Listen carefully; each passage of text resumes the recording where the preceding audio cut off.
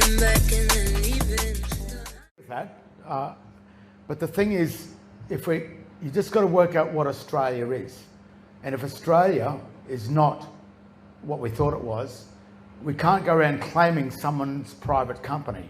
If Australia belongs to someone private, or some people in BlackRock, then we're not supposed to be claiming it's their property. Australia might not be our property. And that's probably a bit like tonight, I'm probably saying more, is that we may have to look at what Australia is and then start to, in numbers too, is to go, we've probably got to get off that ship and create our own ship, because that ship is it's foreign, it doesn't belong to us. And as I think it's the Interpretations Act, Section 2B, the 1901 Interpretations Act, Section 2B, clearly states that Australia is a foreign company. And it's a country, which is a company. So we don't want to go around trying to claim someone else's company. We've got to get that bit right. But the other side that you're talking about, I think when a lot of people come together, which was eventually probably what will wind up happening, that's when the numbers come in. But tonight, I guess each and every one of us can deal with this corporate thing that we've got. And you can actually deal with it in such a way that you can actually frighten the crap out of it as well. Because we are the ones that granted that, we're the ones that granted the Vatican the dominion, which is the ownership of all the mineral and energy wealth of this land. We granted to them as the administrator, and we can take that back if we know where we stand within the trust.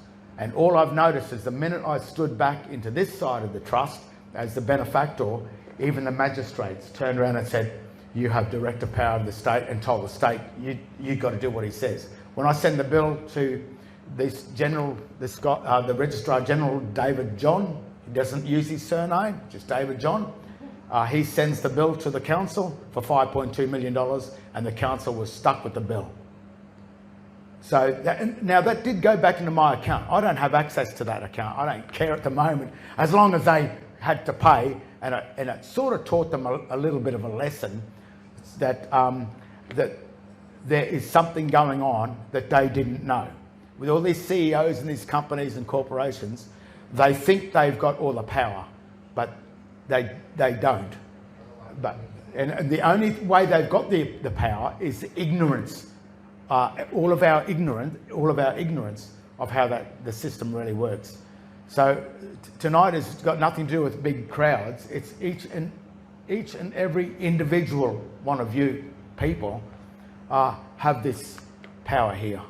It's there. It's all for everyone, and you can step out of it, and you can become a director of your estate. And your estate, as they say, it's probably worth about.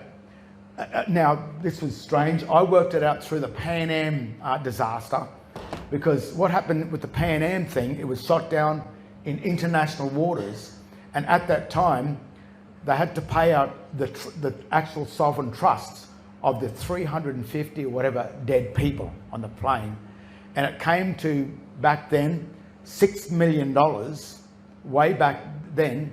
And at that same time, a jumbo jet, if you went to go into the jumbo sale yard and said, I'd like to buy a jumbo jet, it was $6 million. So we worked out the price that each and everyone's trust is $6 million. And then by the time we worked it out, we went and rang up and got the price of a equivalent to a jumbo, but jumbos then had just gone off the market. And it came to, I think, 60, if you want to buy one of them big jets, it cost about 64 million at that.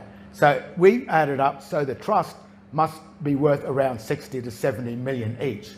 Now, when we were doing this research, Rowan, the other guy that works with me, and he's an incredible researcher as well, I found the book, he found it in the book, because we got the book and I went, yeah, anyway, and I gave up. I went, I've had it. I went into my mate and he said, Ron, what's wrong? He says, I'm giving up. I can't take this anymore. I don't have the brains to do it. And I came home and Rowan was there and he said, I found something in the book.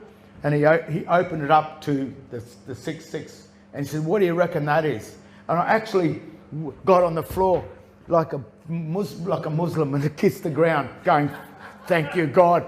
Because right on the very end of that point, I was given up. Then whoever does this goes, oh, you know, here it is. So, but anyway, I think I forgot where I was before. Pan Am. Now the Pan Am jet, and so it worked out at $64 million for the jet. But what happened while Rowan and I was there, we got a strange call from a magistrate who said, you guys have cracked it.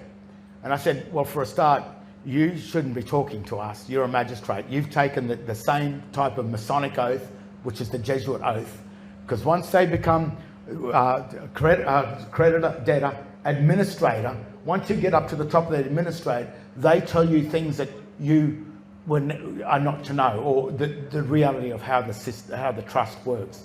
And he called us, he said, you guys have cracked this code, you're onto it. He said, I wanted to get into my estate, but now that he's signed his oath of office, he can never access that, because once you become that, and that's probably what happened to Paul Richardson, the other lawyer. And but he said, you've made an error with the value of the trust. And I said, oh, okay, well, what was it? What do you think? And he said, at the moment, probably about 3 years ago, it was sitting at 144 million. So each and every one of us, 144 million, and that comes because of the reserve. You know how it's called the Federal Reserve? The money is not based on what's pulled out of the ground. The money is based on there's a mining lease. What do we estimate? How much coal is in that for the next 40 years? So they worked that out. That's worth 100 trillion, whatever, zillion dollars. Then the what do they call them? The doctor of geology writes up what the piece of land is worth, and then files that with the US Federal Reserve, and then that is the promissory note money system. So our promissory note is really based on the Federal Reserve, what's in the ground for the future. So it's and that's how the figure has become so large.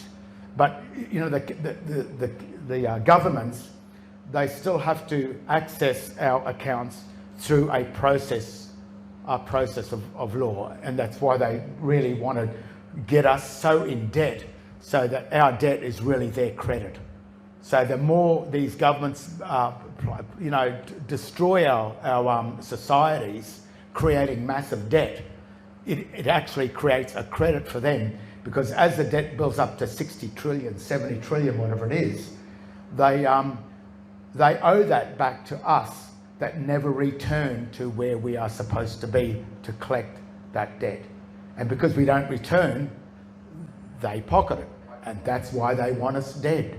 And that's why these world wars have come. Every time their world wars come, they murder. They don't care what citizens, Russians, Germans, English, whatever it is, they don't care what citizens are dying. It's just as long as the citizen is dying before they work out that they've got to come back to the creditor side of the trust.